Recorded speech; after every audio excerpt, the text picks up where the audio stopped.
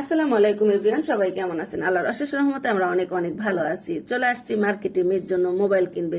আর কোন মার্কেটে আসছি বলুন তো? এই মার্কেটটার নাম আমি বারে বারে ভুলে যাই, বুঝতে পেরেছেন তো? আর এই মার্কেটটার নাম হচ্ছে বসুন্ধরা শপিং কমপ্লেক্স।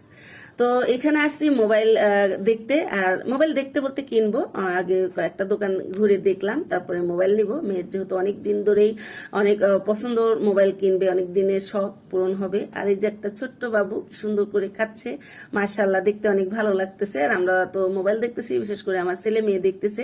আমি আসলে তো এত কিছু বুঝি না, ওরা সুন্দর করে দেখতেছে কোনটা কেমন হবে, কোনটার ইয়াটা ব্যান্ডটা ভালো, ওরা এগুলাই দেখতেছে, দুই ভাই বোন।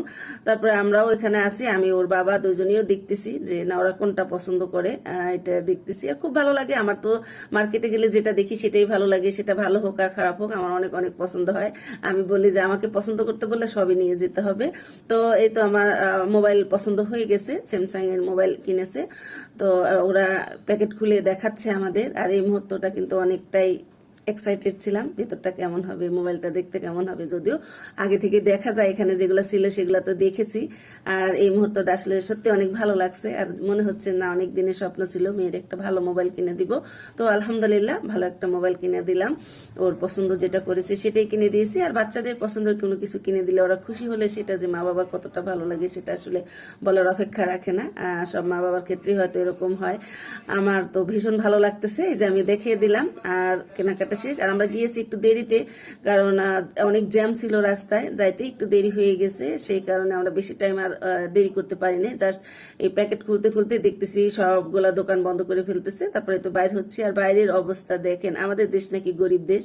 কে বলেছে? মার্কেটে গেলে মনে হয়, তো আমার তো মনে হয় যে এই বড় বড় মার্কেট গুলাতে গেলে মনে হয় আমরা বিদেশে চলে আসছি, বিদেশি মানুষদের মতো, বিদেশি মার্কেটের মতো মনে হয়। দুই হাত ভর্তি বাজার, অফুরন্ত কেনাকাটা, সেগুলো দেখলে অনেক ভালো লাগে যে না আমরা ভালো একটা জায়গায় আছি মনে হয়। তো বাইরে গেলে মনে হয় না আমাদের দেশটা গরিব, কিন্তু শহরে যখন এই মার্কেটগুলোর ভিতরে যাই তখন সত্যি আমাদের আর গরিব মনে হয় না। তো যাই হোক, আল্লাহর কাছে লাখো লাখো শুক্রিয়া, আমরা দেশে বসে বিদেশে স্বাদ পাচ্ছি, এত সুন্দর সুন্দর জায়গাগুলা থেকে আমরা ঘুরতে পারতেছি, আমরা যেতে পারতেছি, সেটাও কি আমাদের সৌভাগ্য কম?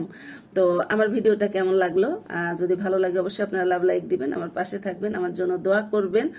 আর বিশেষ করে আমার এই পেজটা হচ্ছে নতুন পেজ, এই পেজটাতে আপনারা অনেক অনেক ভালোবাসা দিবেন যেন আমার এই পেজটা আমি অনেক দূর নিতে পারি। অনেক ভালো লাগে আমার এই পেজটা খোলার পরে, বেশ ভালো সাড়া পাচ্ছি আপনাদের কাছ থেকে, সেটার জন্য অনেক ভালো লাগে যেন আমার পেজটার ভিডিওগুলো সবাই পছন্দ করতেছে। আর এই যে ক্যান্টনমেন্টে ঢুকতেছি, এই যে চলে আসলাম ক্যান্টনমেন্টে। তো আজকের মতো বিদায় নেই, আপনারা ভালো থাকবেন অবশ্যই। আমি আবারও বললাম, সবাই সবার জন্য দোয়া করবেন। আল্লাহ হাফেজ, আসসালামু আলাইকুম।